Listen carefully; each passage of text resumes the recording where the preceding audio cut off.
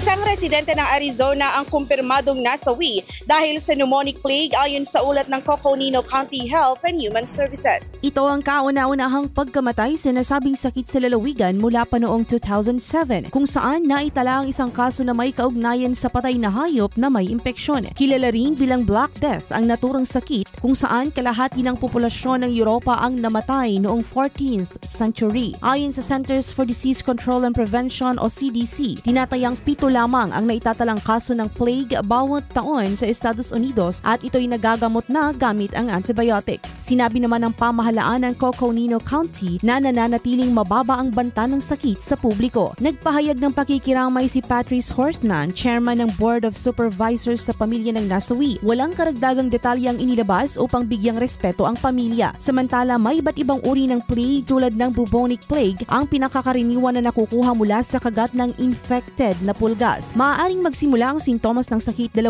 araw matapos ang exposure at kinabibilangan ng lagnat, panginginig, pananakit ng ulo at pamamaga ng kulani. Pinapayuhan ng publiko na gumamit ng insect repellent, umiwas sa mga patay na hayop at may sakit at iwasan ang matataong lugar kung saan may ulat ng kaso. Para sa IFM Foreign News, ako si Idol Showby Gagarin, Idol! IFM News.